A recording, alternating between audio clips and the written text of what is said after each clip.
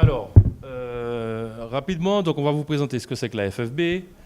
On va vous donner 5 bonnes raisons d'adhérer. On va vous présenter nos missions et on va parler ensuite du groupement national amiante, qui est le groupement mis en place par la FFB France sur l'amiante, spécifiquement sur cette problématique-là, sachant qu'elle en a plein.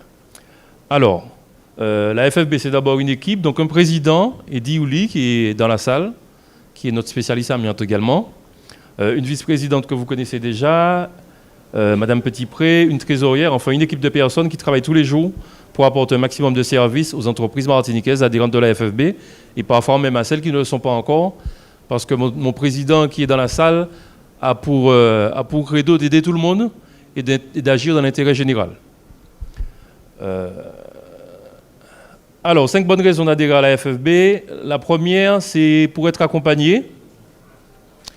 Donc on apporte un certain nombre de conseils aux chefs d'entreprise sur le fonctionnement de l'entreprise en général et sur la gestion. Deuxième raison, être informé. On a notamment un magazine qui s'appelle Bâtiment Actualité dans lequel il y a beaucoup d'informations.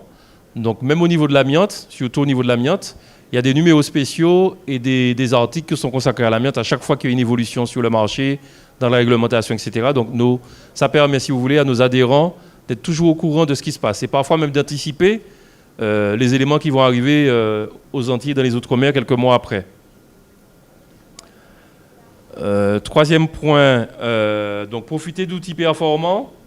Donc je vous montre là par exemple un document technique spécial amiante qui a été édité par la FFB, qui servait à ça, en fait, qui servait d'une part à informer à ceux qui ne sont pas les éléments nécessaires, la réglementation, etc., tout ce qui concerne l'amiante.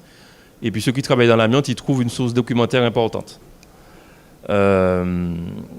Donc à côté de ça, vous avez des rencontres qui sont organisées par la FFB. Alors c'est peut-être un peu difficile pour les chefs d'entreprise antillais d'y participer, mais nous essayons à chaque fois qu'il y a une rencontre sur le territoire métropolitain sur une thématique, de faire un résumé, d'avoir les comptes rendus pour informer nos adhérents de ce qui se passe au niveau national. Donc la FFB s'est aussi développé son réseau. Donc c'est un réseau, on vous disait, d'à peu près 5000 entreprises sur le territoire métropolitain, hexagonal plutôt. Donc c'est un appui qui est intéressant. On a par exemple des cas d'entreprises qui sont confrontées à des problématiques locales. Comme elles ont déjà été souvent vécues par des entreprises partenaires qui se trouvent sur le territoire métropolitain, ça permet un retour d'expérience et de trouver des solutions à chaque fois adaptées. Enfin, la dernière des raisons est être défendu et soutenu. Vous avez vu tout à l'heure l'entretien entre le président Saleron, le président Macron et les ministres. La FFB nous sert beaucoup à ça en fait.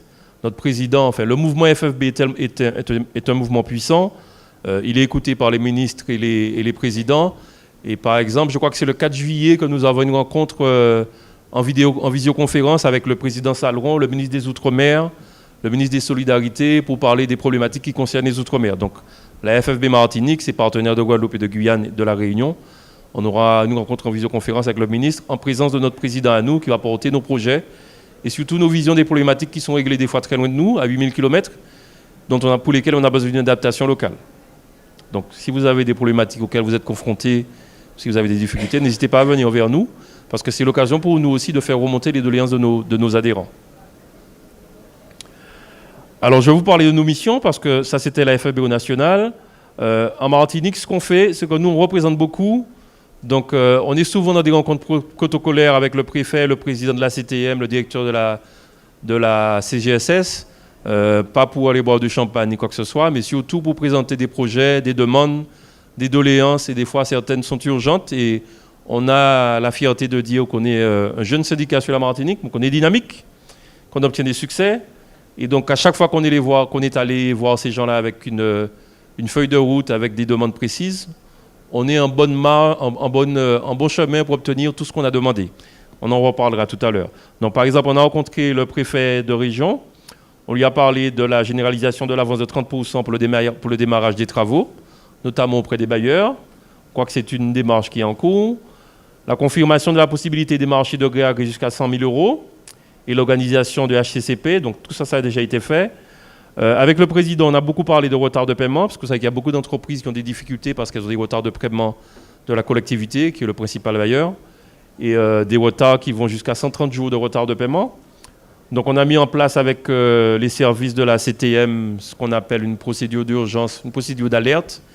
Et donc les adhérents de la FFB nous font remonter les factures qui n'ont pas été payées et nous on les transmet au service financier de la CTM. Et on a eu la chance, enfin on a toujours la chance d'avoir nos dossiers traités assez rapidement. Il y a des entreprises qui avaient des retards de plus de 6 mois qui ont été réglés en 72 heures par exemple. Mais ça, c'est pas dû au hasard, en fait, c'est dû au travail de mon président, qui est quelqu'un d'obstiné et d'acharné, et à la méthode qu'on emploie, en fait, puisque nous, on va, comme je vous disais, avec une méthode, avec du travail, et notre méthode est reconnue par les interlocuteurs à qui on a affaire, que ce soit le préfet, le président du conseil exécutif, mais aussi le directeur de la CGSS, à qui nous avons fait une demande particulière, qui était la mise en place de moratoires. On reparle encore des dettes des entreprises. Il y a des dettes d'entreprises qui datent depuis avant Covid même, mais que le Covid n'a pas arrangé. Puisque pendant la période Covid, on a travaillé, mais les chantiers n'ont pas été forcément réglés en temps. Et vous avez des entreprises qui ont accumulé des dettes sociales, fiscales, qu'elles soient patronales ou salariales, toutes les dettes sociales. Et donc tout ça, il a fallu essayer de mettre tout le monde assis autour d'une table pour qu'on essaie de trouver des solutions. Alors nos principales revendications, on y revient. Donc le moratoire.